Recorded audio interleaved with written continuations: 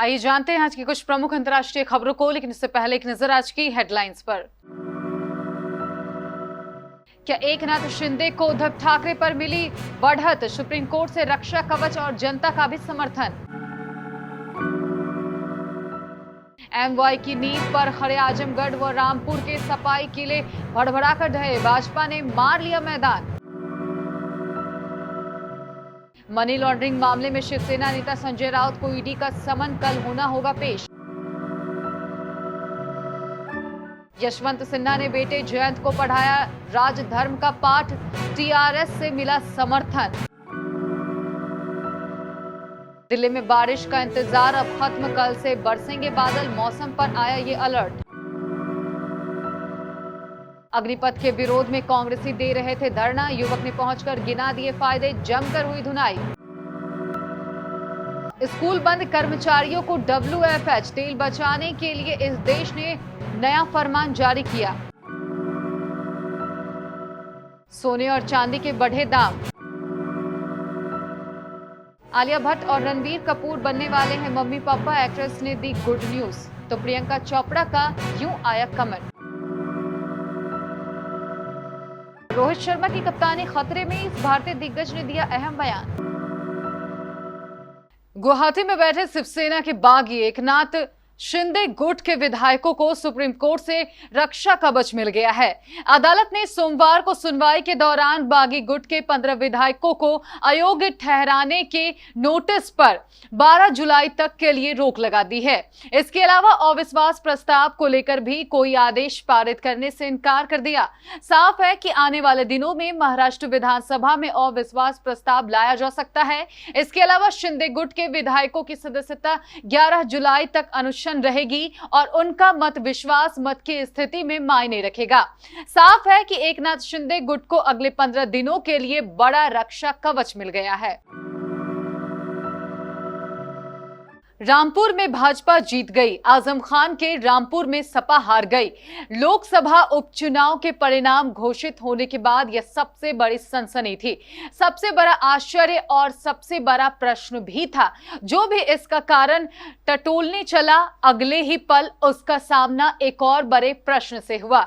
जहां लगभग 55% की मुस्लिम आबादी ही हार जीत तय करती है, वहां कैसे भाजपा जीत गई? बस इसका जो जवाब है वही सपा की रामपुर और आजमगढ़ सीट पर हार की कहानी है। इस चुनाव ने आजम और सपा मुखिया अखिलेश यादव को आईना दिखा दिया है कि मुसलमान अब उनकी मुट्ठी में नहीं है। महाराष्ट्र में जारी सियासी संकट के बीच शिवसेना सांसद संजय राउत को बड़ा झटका लगा है। शिंदे गुट पर लगातार निशाना साध रहे शिवसेना सांसद को सोमवार को प्रवर्तन निदेशालय ने समन भेजा है और कल पेश होने को कहा है। ईडी की ओर मनी लॉन्ड्रिंग मामले में पूछताछ के लिए बुलाया गया है। बता दें कि महाराष्ट्र सरकार के मंत्री नवाब मलिक और पूर्व मंत्री अनिल देशमुख पहले से ही मनी लॉन्ड्रिंग के मामले में हिरासत में है। अब सियासी उठापटक के बीच संजय राउत को सनम किया गया है। राष्ट्रपति पद के चुनाव के लिए विपक्ष के नेता यशवंत सिन्हा ने अपनी उम्मीदवारी का नामांकन दाखिल कर दिया है। नामांकन के दौरान विपक्ष के कई बड़े नेता भी मौजूद रहे। इस राष्ट्रपति चुनाव के दौरान एक समय ऐसा भी आया जब पिता पुत्र के रिश्तों ने लोगों को भावुक कर दिया। दरअसल यशवंत सिन्हा के बेटे जयंत सिन्हा इस चुनाव को लेकर पहले भी बयान दे चुके हैं कि वो मुझे इस समय अपना बेटा ना समझे, और यशवंत सिन्हा भी इसे बोल चुके हैं कि दोनों अपना धर्म निभाएंगे। अपने बेटे बीजेपी सांसद जयंत सिन्हा का समर्थन नहीं मिलने को लेकर सिन्हा ने कहा कि वो किसी धर्म संकट में नहीं है। उन्होंने कहा कि मेरा बेटा अपने राज धर्म का पालन करेगा और मैं अपने राष्ट्रीय धर्म का पालन करूंगा। राष्ट्रीय राजधानी दिल्ली में मौसम का मिजाज अब जल्द ही बदलने की संभावना है। मौसम विभाग के मुताबिक दिल्ली में 28 जून से 2 जुलाई तक बूंदाबूंदी और हल्की बारिश होने की संभावना है।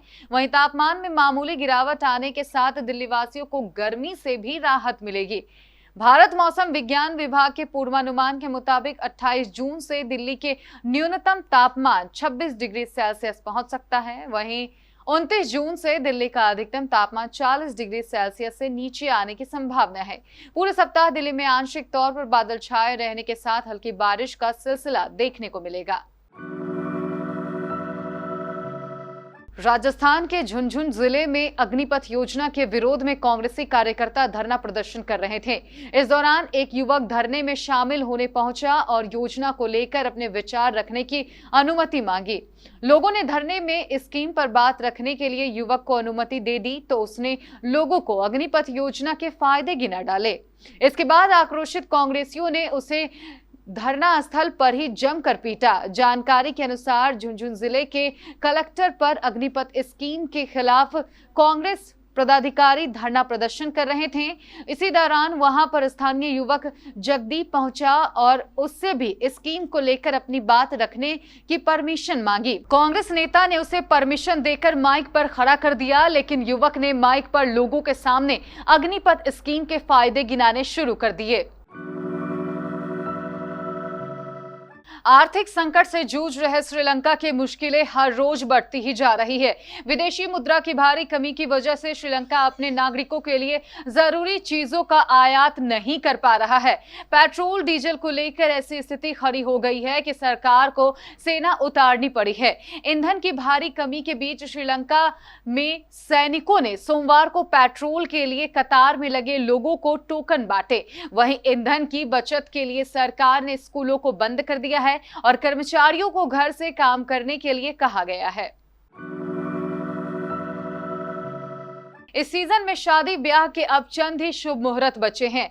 ऐसे में अगर आप भी इसके लिए सोना या फिर चांदी की ज्वेलरी खरीदने का प्लान कर रहे हैं तो आपके लिए जरूरी खबर है। सोने और चांदी की कीमत में पिछले कई दिनों से जारी गिरावट फिलहाल ब्रेक लगाता दिख रहा है। इस कारोबारी हफ्ते के पहले दिन आज सोने के साथ साथ चांदी की कीमत में तेजी देखी जा रही है। पिछले कई दिनों से जारी गिरावट और लगन का मौसम होने की वजह से इसकी खरीदारी को लेकर लोगों में खासा उत्साह देखा जा रहा है और सराफा बाजार में पीली धातु की मांग में लगातार तेजी बनी हुई है। आलिया भट्ट और रणबीर कपूर के घर खुशियां आने वाली है। भट्ट और कपूर खानदान में इस समय खुशी का माहौल है। बता दें, आलिया भट्ट और रणबीर कपूर पेरेंट्स बनने वाले हैं और इस बात की जानकारी खुद आलिया ने दी है। आलिया भट्ट ने अपने इंस्टाग्राम पर एक फोटो शेयर की है जिसमें वे अल्ट्रासाउंड करवाती नजर आ रही है। इस तस्वीर में आलिया भट्ट बेड पर लेटी है और उनका अल्ट्रासाउंड हो रहा है। एक्ट्रेस अल्ट्रासाउंड मशीन की स्क्रीन की तरफ देखकर मुस्कुरा रही है। इसे शेयर करते हुए उन्होंने इसके कैप्शन में लिखा, हमारा बेबी जल्द आ रहा है। इस पोस्ट पर प्रियंका चोपड़ा ने कमेंट किया और लिखा है, बधाई हो हनी, अब और इंतजार नहीं होता।